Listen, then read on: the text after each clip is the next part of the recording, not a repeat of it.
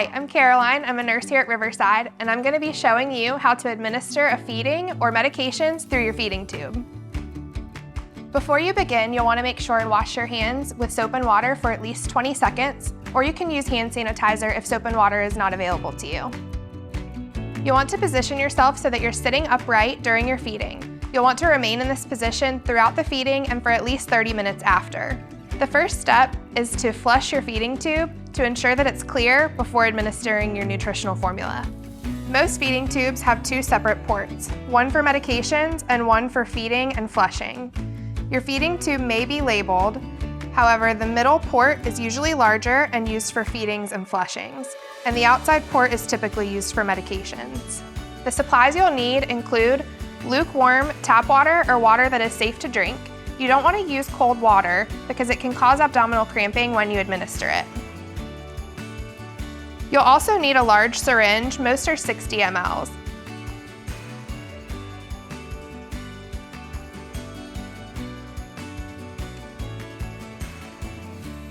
Follow your healthcare provider's instructions on how often to flush your feeding tube and how much water to use each time. The syringe they provide you should have measurement markings on it so that you can fill your syringe appropriately.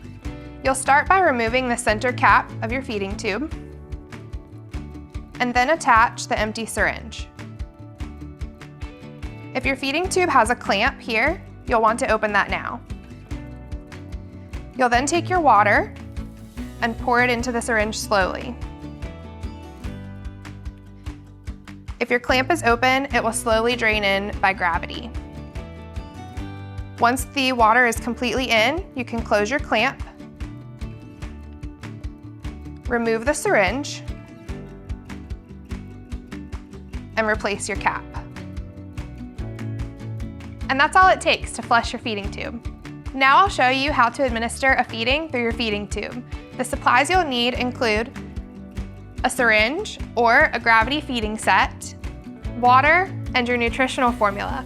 Make sure both are at room temperature when you administer to avoid abdominal cramping. Your healthcare provider will let you know how much nutritional formula to administer at each feeding and whether or not you should use the plunger to push the feeding or remove the plunger and allow it to drip in by gravity. You'll start by removing the center cap on your feeding tube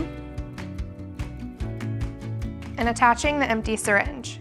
For this example, I've removed the plunger and will allow the feeding to go in by gravity. You'll then take your nutritional formula and pour in your prescribed amount. If you have a clamp on your feeding tube, ensure that it's open now and allow the feeding to run in by gravity. Once the feeding is complete, you'll take your room temperature water and pour that in as well, and allow that to flush to get all of the feeding through the tube. Once the water is through, you can reclose your clamp, remove your syringe, and replace the center cap. If your healthcare provider has asked that you use the plunger to administer your feedings, you'll want to remember to push slowly so that you don't cause reflux or abdominal discomfort by pushing it too quickly. And you'll also want to remember to remain sitting upright for at least 30 minutes after your feeding is complete. Now let's talk about how to administer medications through your feeding tube. Your medications may come in the form of a liquid or a tablet or capsule. Only certain medications can be crushed or capsules opened. Please verify with your healthcare provider or pharmacist which medications are able to be crushed to give through your feeding tube. The supplies you will need to administer your medications include a syringe, water for flushing before and after, water to dissolve any crushed medications in, a pill crusher, and then the medications that you'd like to administer. Let's talk about how to administer crushed medications first.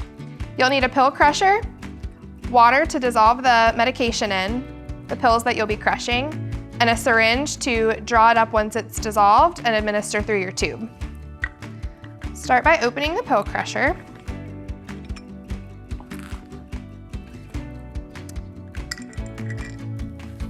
Put your medication inside.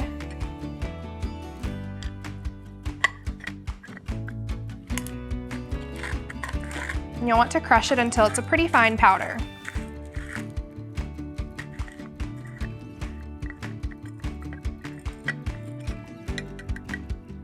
should look something like that. You'll then dump the powdered medication that's all crushed into your water, and you can just use your syringe to stir. Whether you're administering crushed medications that have been dissolved in water or a formula that's already liquid, you'll want to grab your syringe and draw up the prescribed amount. You'll then remove the port cap off of your medication port and attach the syringe. Push in your prescribed medication slowly.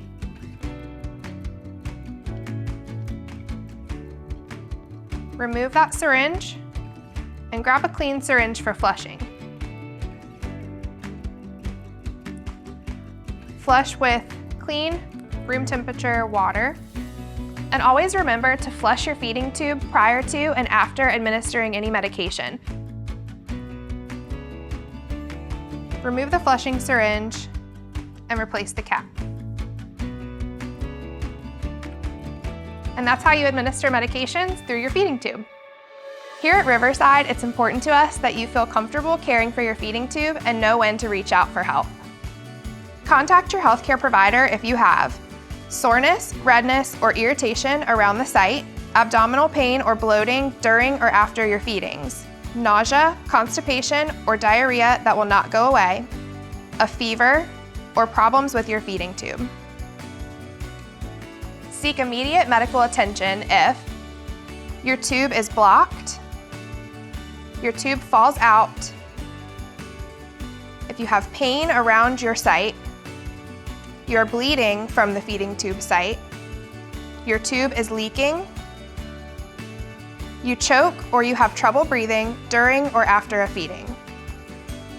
Thank you so much for taking the time to watch this video. We hope it was really helpful to you. If you have any further questions, please don't hesitate to reach out to your Riverside healthcare provider.